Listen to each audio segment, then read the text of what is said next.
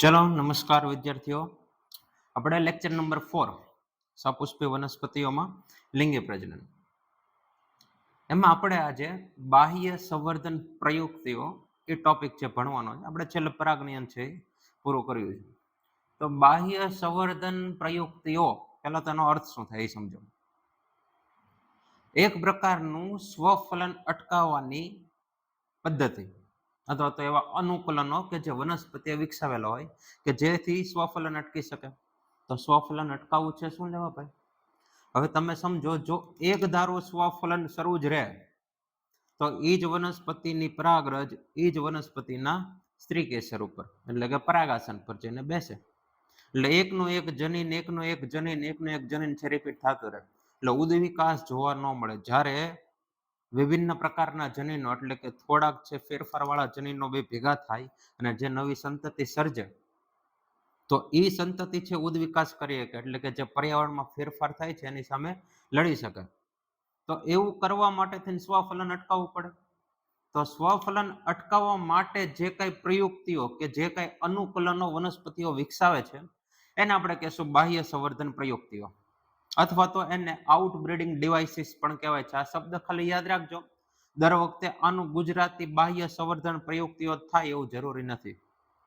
હા, જ્યારે એનટીએ વાળા એક્ઝામ લઈને નીટની એક્ઝામ, ત્યારે એ એક્ઝામ ટાઈપ થયો ઇંગ્લિશમાં, પછી જે તે સબ્જેક્ટ પ્રમાણે એને ટ્રાન્સલેટ કર્યો, આપણે ગુજરાતીમાં ટ્રાન્સલેટ થઈને આવશે. તો હવે આઉટબ્રીડિંગ ડિવાઇસીસનો અર્થ તમે ગુજરાતીમાં જુઓ તો એક પ્રકારનું ઉપકરણ કે સાધન એવું થયું. એટલે ઇંગ્લિશના અમુક જે હોય તમારે યાદ રાખતા જવાનું કે જેથી નીટમાં છે વાંધો ન આવે. ગુજ સેટમાં તો ઓકે છે, આપણે ગુજરાતમાં પેપર નીકળે. બાહ્ય સંવર્ધન પ્રયુક્ત, તો એમાં આપણે મેઇન અનુકૂલન અથવા તો મેઇન કાર્ય વનસ્પતિ દ્વારા શું થાય છે તો કે ભાઈ સ્વફલન અટકાવવું. સ્વફલન અટકાવવું. સ્વફલન ક્યારે અટકે? કે જ્યારે સ્વપરાગનયન ન થાય ત્યારે સ્વફલન અટકાવવાનું છે. એટલે સતત જો સ્વફલન થઈ રાખે તો એના લીધે થઈને અંતઃ સંવર્ધન દબાણ ઉત્પન્ન થાય, ઇનબ્રીડિંગ ડિપ્રેશન. અંતઃ સંવર્ધન દબાણ ઉત્પન્ન થાય કે જે મેં તમને કીધું ઉદ્વિકાસ ન કરવા દે વનસ્પતિ. આવું ન થાય એના માટે થઈને બાહ્ય સંવર્ધન એટલે કે સ્વફલન અટકાવવું, સ્વપરાગનયન અટકાવવું. એના માટેની અલગ અલગ પદ્ધતિઓ છે, ઘણી બધી. આપણને 4 આપી છે, આપણે 4 ભણવાની છે. એમાંની સૌથી પહેલી પૃથકતા અથવા તો પૃથક પક્વતા, અથવા તો એના માટે એક ઇંગ્લિશ શબ્દ છે ડાયકોગેમી. ડાયકોગેમી. હવે નામ ઉપરથી ખબર પડે, પક્વતા એટલે પરિપક્વન સમયની સાથે છે, એટલે વિકાસ જે થવાનો છે પુકેસર સ્ત્રીકેસરનો એને અનુલક્ષીને છે. આમાં થશે શું તો કે ભાઈ પરાગાશયનું સ્ફોટન થાય એટલે કે પરાગરજ જે મુક્ત થાય એનો સમય, અને પરાગાસન સ્ત્રીકેસરનું પરાગરજને સ્વીકારે આટલું પરિપક્વ બને એનો સમય. એટલે બેનો પરિપક્વતાનો સમય છે અલગ અલગ હશે. કાં તો પેલા પરાગરજ સ્ફોટન પરાગરજ છે મુક્ત થઈ જશે પરાગાશયમાંથી, કાં તો પરાગાસન છે એ વહેલું છે એ પરાગરજને સ્વીકારવા માટે થઈને પરિપક્વ બની જાય. એટલે એની જ વનસ્પતિની પરાગરજ એની વનસ્પતિના પરાગાસન પર ન બેઠે એટલે સ્વફલન અટકી જાય. સ્વફલન અટકી જાય. તો આમાં તમે સામાન્ય રીતે શું લખી શકો તો કે ભાઈ પરાગાશય ના સ્ફોટન અને પરાગાસનનું પરિપક્વતા અથવા તો પરાગાસનની પરિપક્વતા, આ બંનેના વિકાસનો સમય અલગ અલગ હોય. આના ઉદાહરણ આપેલા નથી પણ તમારે યાદ રાખવા જરૂરી છે. ક્યારેક એમસીક્યુમાં છાપી નાખે તો એક્ઝામ્પલ તો કે ભાઈ સૂર્યમુખી, બીજું છે ધતુરો. સૂર્યમુખી છે એસ્ટરેસી કુળની વનસ્પતિ છે, જ્યારે ધતુરો છે સોલેનેસી કુળની વનસ્પતિ. ખાલી કુળના નામ યાદ રાખજો, એક મગજ મારે તમારે, કેમ કે 11મા ધોરણમાં કુળ ને એવું બધું આવે છે. નીટ માટે થઈને તમારે રિવિઝન થતું રહે.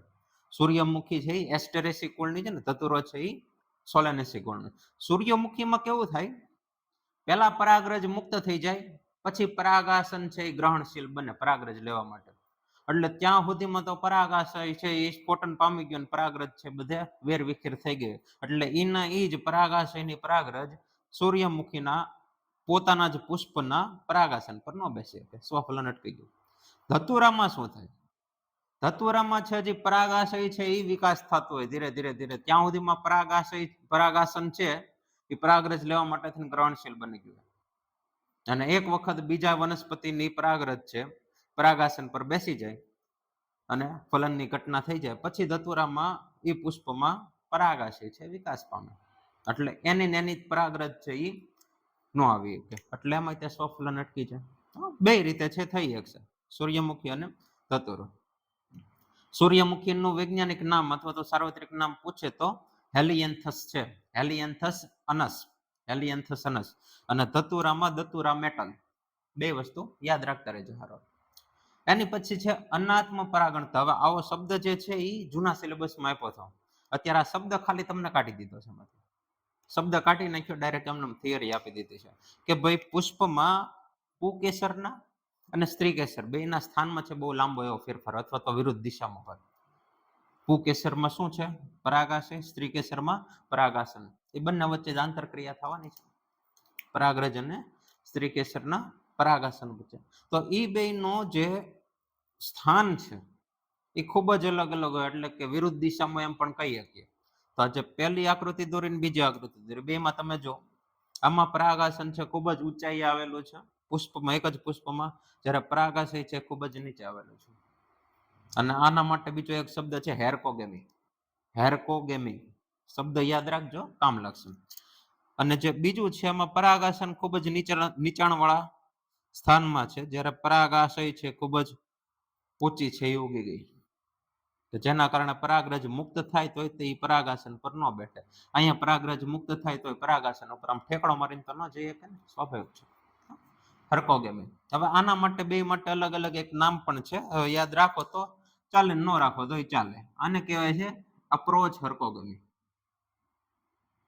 અપ્રોચ હેરકોગેમી. અને જો આ રીતની ગોઠવણી હોય આને કહેવાય રિવર્સ હેરકોગેમી, રિવર્સ હેરકોગેમી. અનાત્મ પરાગણતા. આમાં લક્ષો શું, તો કે ભાઈ પરાગાશય અને પરાગાસન બંનેના સ્થાન છે એ જુદા જુદા હોય, અથવા તો વિરુદ્ધ દિશામાં ગોઠવાયેલા હોય. આના ઉદાહરણમાં તમને આપ્યું છે જાસૂદ. જાસૂદના પુષ્પમાં આ રીતના હોય, વિરુદ્ધ દિશામાં ગોઠવાયેલા હોય પરાગાશય અને પરાગાસન. જાસૂદ એક્ઝામ્પલ લખી નાખીએ. આના ઉદાહરણ તો કે ભાઈ જાસૂદ. હજી એક નામ તમારે યાદ રાખવું હોય તો રાખવાનું, કંકાસણી. જાસૂદ અને કંકાસણી.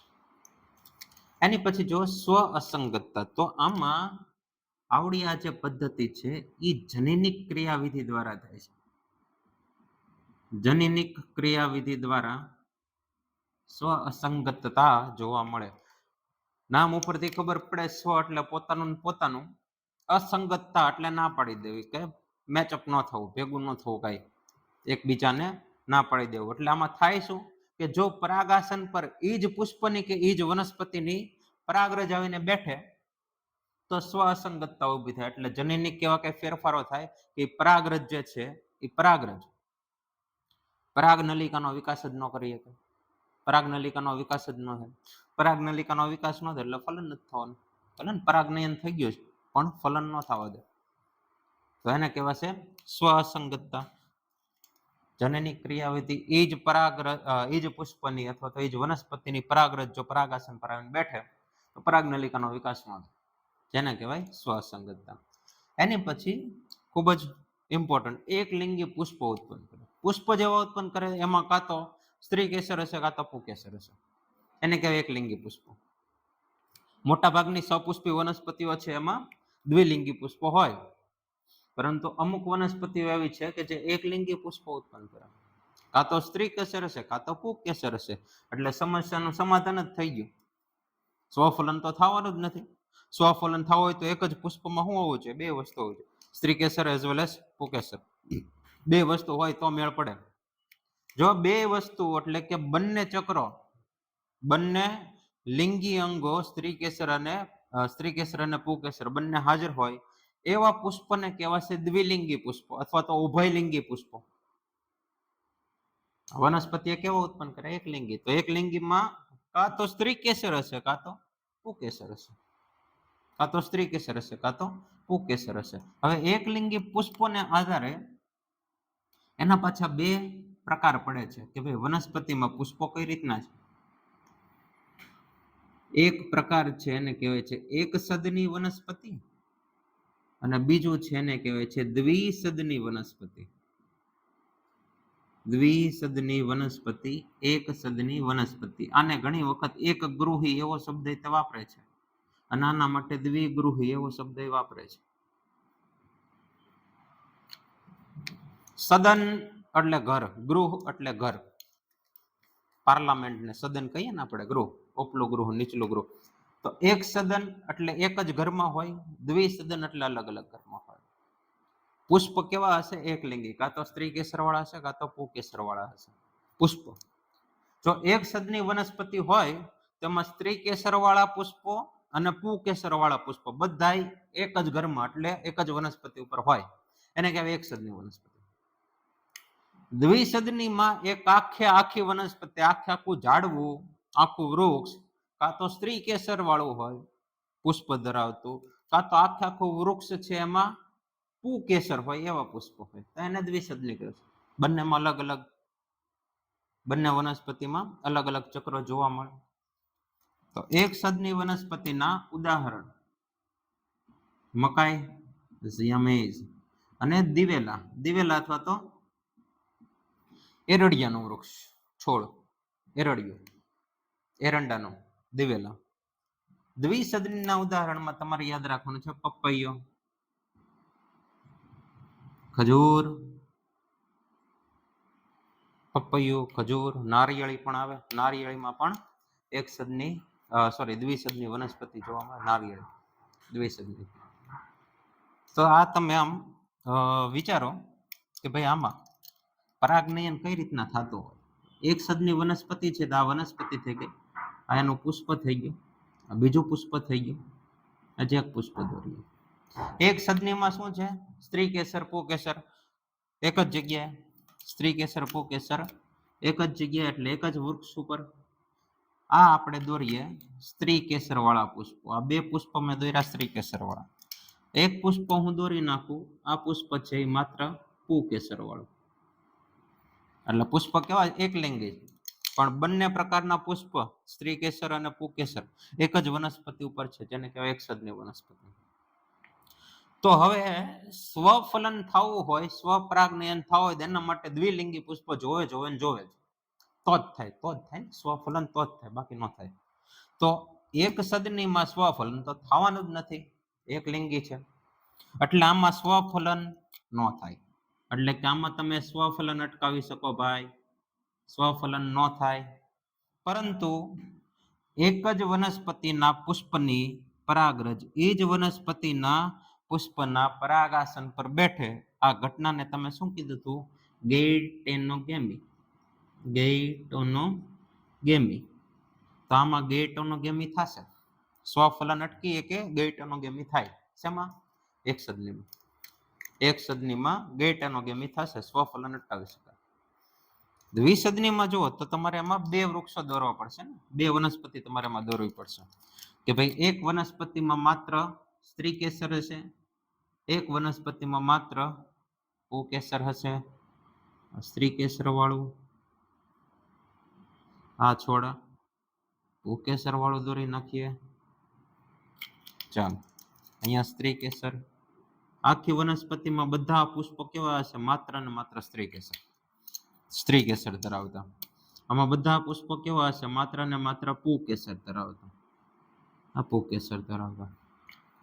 ઉદાહરણ પપૈયું, ખજૂર, નારિયેળી. યાદ રાખવાનું, પપૈયું, ખજૂર, નારિયેળી. તો આમાં જુઓ સ્વફલન તો થવાનું નથી, એકલિંગી છે. સ્વફલન તો થાય જ નહીં, એકલિંગી છે. ગેઇટેનોગેમી થાય ભાઈ? ન થઈ શકે. અહીંથી પરાગરજ છૂટી પડે તો એની વનસ્પતિના પુષ્પ પર એને બેઠવું હોય, અહીંયા તો પરાગાસન જ નથી, બધા કેવા છે પુકેસર વાળા. હવે આને પરાગરજ જોતી હોય તો ઈ જ વનસ્પતિના બીજા પુષ્પોમાંથી પરાગરજ બનવાની જ નથી, થવાની જ નથી. બધા પુષ્પો કેવા છે?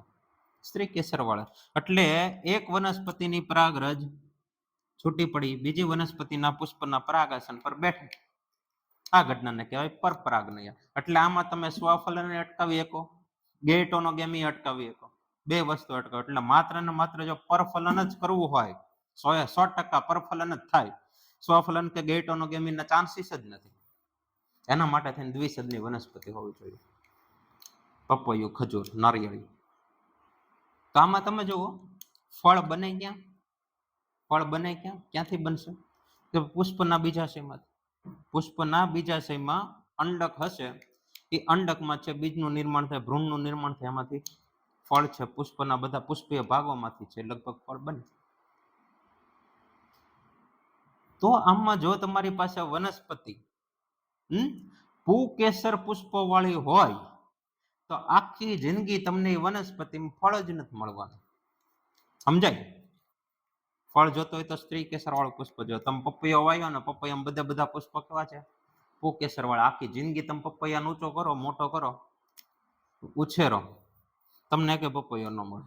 પપૈયો કેવો જોવે? સ્ત્રી કેસર વાળો તો મળે. માણા 15 વર્ષથી એલા પપૈયો વાયો પણ એકઈ ફળ નથી આવતું, ન આવે. કેમ કે દ્વિસદની છે. પપૈયો છે દ્વિસદની. ખજૂરમાં એવું થાય, નારિયેળીમાં એવું થાય. તમે અમુક નારિયેળ જો ને, તેમાં ઉપર નારિયેળ જ ન આવતા. નારિયેળી હોય પણ ઉપર કઈ તમને નારિયેળ જ ન જોવા મળે. કેવું હશે? પુકેસર વાળું છે એટલે ન જોવા મળે. ઓકે, તો આ વાત હતી બાહ્ય સંવર્ધન પદ્ધતિ. મોસ્ટ ઇમ્પોર્ટન્ટ ટોપિક છે. 4 માર્કમાં પૂછીએ કે 4 ટોપિક બને છે, 4 માર્કમાં પૂછીએ કે એવો સારામાં સારો ટોપિક છે. સારું, ચાલો હવે આપણે આગળ જોઈએ.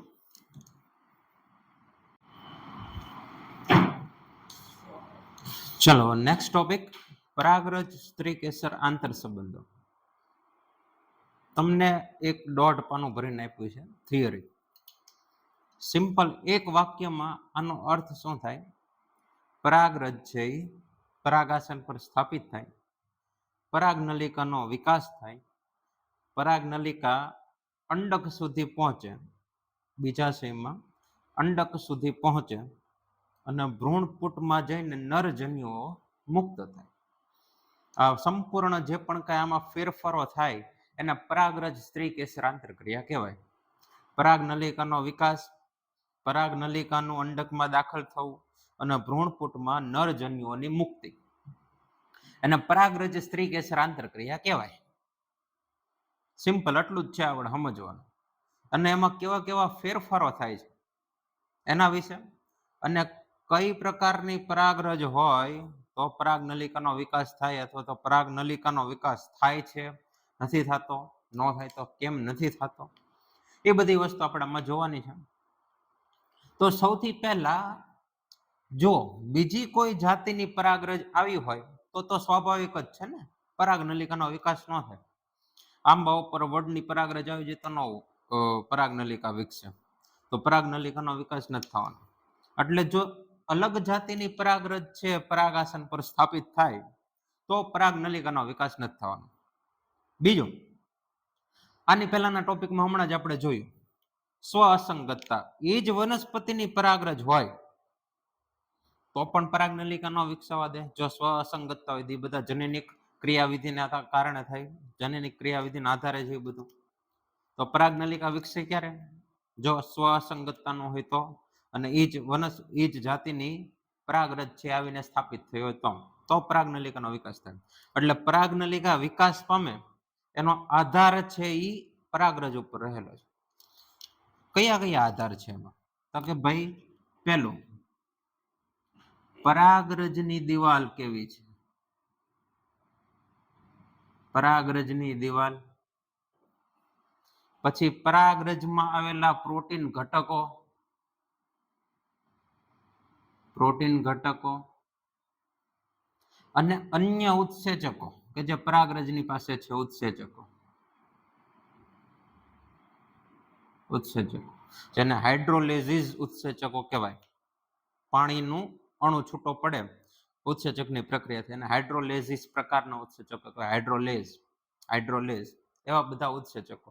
આ કેવા પ્રકારમાં છે અથવા તો આનું પ્રમાણ કેવું છે એના આધારે પરાગનલિકાનો વિકાસ થઈ શકે.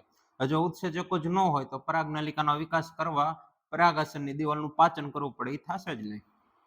જરૂરી પ્રોટીન ઘટકો નહીં હોય તો પરાગનલિકા વિકસે ખરી, અંકુરણ થશે, પણ બીજાશય સુધી નહીં પહોંચી શકે, અંડક સુધી નહીં પહોંચી શકે. પરાગરજની દિવાલ, જેમાં આપણે શું જોયું, જનન છિદ્ર. જો જનન છિદ્રમાં એવી કોઈ ખામી હોય કે પરાગનલિકા બહાર જ ન આવવા દે તો પરાગનલિકા નહીં વિકસે. તો એ બધા ઘટકો છે અથવા તો આ બધા ફેક્ટર્સ છે એ અફેક્ટ કરશે પરાગનલિકાના વિકાસને. તમને એમાં 3 આકૃતિ આપી છે. 3 આકૃતિ અલગ અલગ વસ્તુ કહે છે. આખી જર્ની કહે છે, નરજન્યુઓની જર્ની. પરાગરજમાંથી અંડકોષ સુધીની નરજન્યુઓની જર્ની 3 વિભાગમાં આપણે દર્શાવેલી છે. આપણે 3 સમજશું.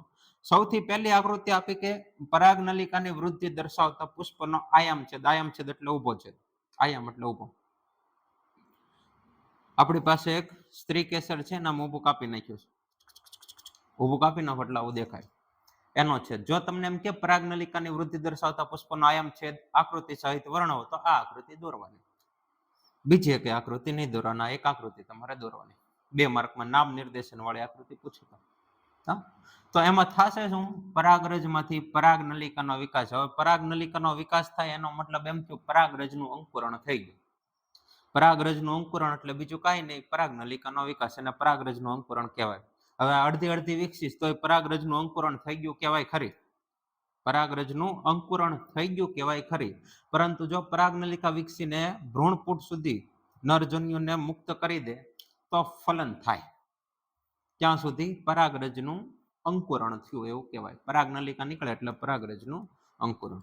પરાગનલિકા આગળ વિકાસ પામતી રહેશે. બીજાશય કે અંડાશયની અંદર આ જે બ્લેક કલરનું મેં દોર્યું છે તમને ટેક્સ્ટમાં આપેલું, આ શું છે, કોટર. આપણે શું કીધું, બીજાશયની અંદર કોટર હોય. કોટરની અંદર શું હશે, અંડક. કોટરની અંદર અંડક. તો આવડા જે બ્લુ લાઈન થી દર્શાવેલા છે એના અંડક આવરણો છે. આ જે ગ્રીન કલરનું છે એ અંડકને જોડતું અંડનાલ છે અથવા તો અંડદંડ કહીએ કે જે આગળ જરાયુ છે, જરાયુની સાથે જોડાયેલું હોય. અંડકનાલ, અંડદંડ જરાયુની સાથે જોડાયેલું હોય. એની અંદર જે રેડ કલરનું છે એ શું છે, ભ્રૂણપુટ. ભ્રૂણપુટ. અને ભ્રૂણપુટમાં 7 કોષીય અને 8 કોષ કેન્દ્રીય અવસ્થા તમે જોઈ શકો. એના ખાલી નામકરણ કર્યા છે. આવડે અહીંયા બીજા છિદ્ર એટલે કે અંડક છિદ્ર આ બાજુ હોય તો એની વિરુદ્ધ દિશામાં બીજાંડ તલ હશે, અંડક તલ હશે. અંડક તલ તરફના કોષોને પ્રતિધ્રુવીય કોષો કહેવાશે. કેન્દ્રમાં આવેલા કોષ કેન્દ્રની વાત કરીએ તો એને ધ્રુવીય કોષ કેન્દ્રો કહેવાશે. અને આ કોષનું નામ આપવું હોય તો એને કેન્દ્રસ્થ કોષ એવું નામ આપ્યું છે, અથવા તો મધ્યસ્થ કોષ. કોષ કેન્દ્રનું નામ આપવું હોય તો ધ્રુવીય કોષ કેન્દ્રો. કોષ છે એનું નામ છે કેન્દ્રસ્થ કોષ. અને જે અંડક છિદ્ર તરફ 3 કોષોનો સમૂહ છે જેને અંડક પ્રસાધન કહેવાય. એમાં 1 અંડકોષ અને 2 સહાયક કોષો. એટલે પરાગનલિકાનો વિકાસ થાય અને બીજાંડ છિદ્ર મારફતે ભ્રૂણપુટમાં દાખલ થશે. બીજાંડ છિદ્ર મારફતે પેલા અંડકમાં આવશે, અંડકમાંથી ભ્રૂણપુટમાં. તો આવડી આકૃતિ છે એ ખાલી પરાગનલિકાનો વિકાસ દર્શાવે, પરાગનલિકાની વૃદ્ધિ દર્શાવે, વૃદ્ધિ પામીને અંડક સુધી પહોંચે. પછી શું થાય, અમુક આપણે જોયું હતું કે અમુક પુષ્પોમાં પરાગરજ છે, અમુક વનસ્પતિની પરાગરજ છે, દ્વિકોષીય અવસ્થાએ મુક્ત થાય. દ્વિકોષીય અવસ્થાએ મુક્ત થાય એટલે શું હશે, પરાગરજમાં એક વાનસ્પતિક કોષ હશે જેને આપણે નાલકોષ પણ કહીએ છીએ, અને બીજો શું હશે, નરજનન કોષ હશે. એક વાનસ્પતિક કોષ હશે, એક જનન કોષ હશે અથવા તો નરજનન કોષ હશે. એટલે પરાગરજ મુક્ત થાય ત્યારે 2 જ કોષો છે. જ્યારે પરાગનલિકાનો વિકાસ થશે ત્યારે જે નરજનન કોષો છે એ નરજનન કોષોમાં સંભાજન પ્રેરાય, સંભાજન થશે અને નરજનન કોષમાંથી 2 કોષો નવા મુક્ત થશે. એ 2 કોષોને શું કહેવાય, નરજન્યુઓ. જ્યારે દ્વિકોષીય અવસ્થાએ મુક્ત થાય પરાગરજ ત્યારની વાત છે. જ્યારે પરાગરજ ત્રિકોષીય અવસ્થાએ મુક્ત થાય ત્યારે પરાગરજમાં નરજન્યુનું નિર્માણ થઈ ગયું. દ્વિકોષીય મુક્ત થાય ત્યારે નરજન્યુનું નિર્માણ માટે પરાગનલિકા વિકસે. જ્યારે ત્રિકોષીય અવસ્થાએ મુક્ત થાય ત્યારે નરજન્યુનું નિર્માણ પરાગરજમાં જ થઈ ગયેલું હોય. હા, સારું, ચાલો બીજી આકૃતિ આપી છે કે સહાયક કોષોમાં પરાગ નલિકાનો પ્રવેશ. પરાગ નલિકાનો પ્રવેશ છે એ અંડકમાં છો, અંડકમાંથી ભ્રૂણપુટ સુધી પહોંચ્યું. તો આવડું આજે આપણે અત્યારે જે અહીંયા આકૃતિ દર્શાવી છે ભ્રૂણપુટની આકૃતિ દર્શાવેલી છે. ભ્રૂણપુટમાં અહીંયા છે અંડક છિદ્ર કે બીજાંડ છિદ્ર મારફતે પરાગ નલિકા અંદર દાખલ થશે અને જે સહાયક કોષો આવેલા છે એ સહાયક કોષોના સંપર્કમાં આવે.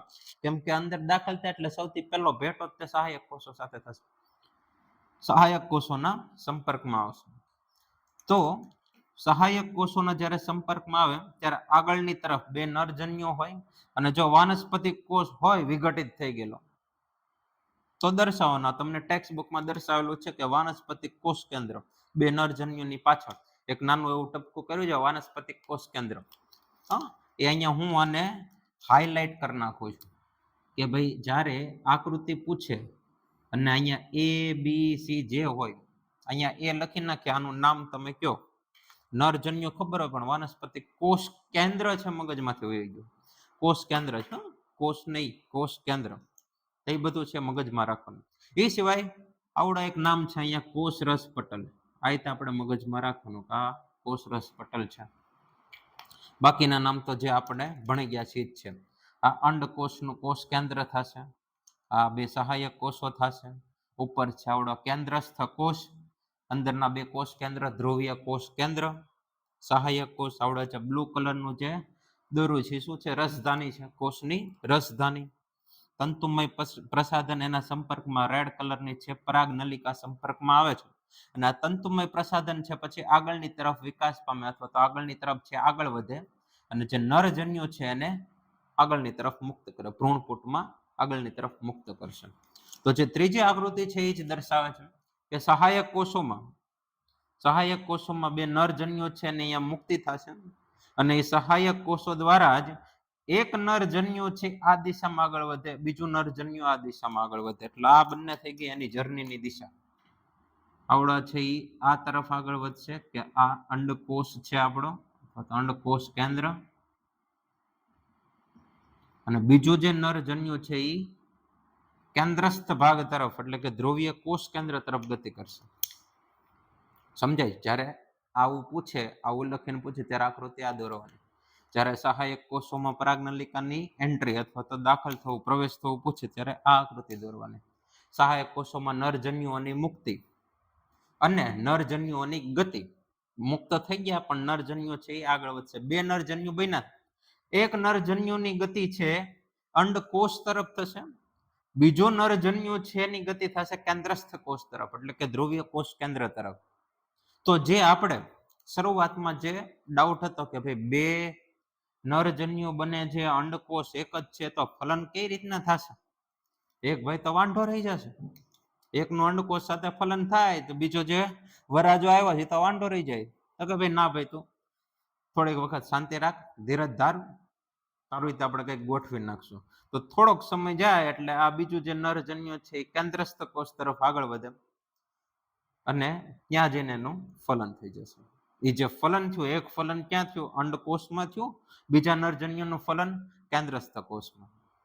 એટલે આ બધી વનસ્પતિઓમાં આ રીતના જે ફલન થાય બે વખત ફલન એને કહેવાય બેવડું ફલન. આની પછીનો નેક્સ્ટ ટોપિક જ છે આપણો બેવડું ફલન. તો આવડી આ વાત હતી પરાગરજ સ્ત્રીકેસર આંતરક્રિયા અથવા તો આંતર સંબંધો. હવે ઘણી વખત એવું થાય કે આપણે ભાઈ પરાગ નલિકા જોઈ છે, કઈ રીતના જોઈ? તો શું કરવાનું? તમે રસ્તામાં જતા હો તો વટાણાના અમુક જે છોડ હોય, જાસૂદના છોડ, ગમે એ છોડ લઈ લેવાનો, એમાંથી પરાગરજ છે એ ખેંચી લેવાના અથવા તો પુષ્પદ લઈ લેવાનું. એના પુકેસરને તમારી જે સ્લાઇડ હોય માઇક્રોસ્કોપની એ સ્લાઇડમાં મૂકો એ પહેલા એ પુકેસરને ખંખેરીને એક ગ્લાસ પાણીમાં નાખી દેવાનું. પાણી કેવું હોય તો કે ભાઈ 10% શર્કરા વાળો, સાંદ્રતા 10% હોય એટલે 100 ml પાણી લો, 10 ગ્રામ છે તમારે ગ્લુકોઝ નાખી દેવાનું અથવા તો ખાંડ નાખી દેવાની. એમાં 15 થી 20 મિનિટ રાખવાનું અને એવડું એ છે તમારે પછી સ્લાઇડમાં મૂકીને માઇક્રોસ્કોપમાં જોવાનું. તો એમાંથી તમને પરાગ નલિકા પાતળી પાતળી વિકસેલી છે જોવા મળે. તમને ટેક્સ્ટ બુકમાં આકૃતિ આપી છે, બ્લુ કલરની બધી પરાગ નલિકાઓ છે વિકસેલી દેખાડી, જાજી બધી ઢગલો બધી હોય. અહીંયા તો આપણે 5-6 પરાગરજ જ મૂકે એટલે અસંખ્ય પરાગરજ અહીંયા સ્થાપિત થયો, એમાંથી અસંખ્ય પરાગ નલિકાઓ વિકસે. એમાંથી એક છે એ ભડનો દીકરો અંદર સુધી પહોંચી શકે, એ છે એ ફલન કરાવી શકે. આપણે મનુષ્યમાં એમ જ હોય ને, એક સાથે શુક્રકોષો છે એ કરોડોની સંખ્યામાં બને, એની સામે અંડકોષ કેટલો? એક જ. અંડકોષ એક જ છે. આમાં એમ જ છે. તો સારું, ચાલો. આ હતું પરાગરજ સ્ત્રીકેસર આંતર સંબંધો. હવે નેક્સ્ટ ટોપિક જોઈએ.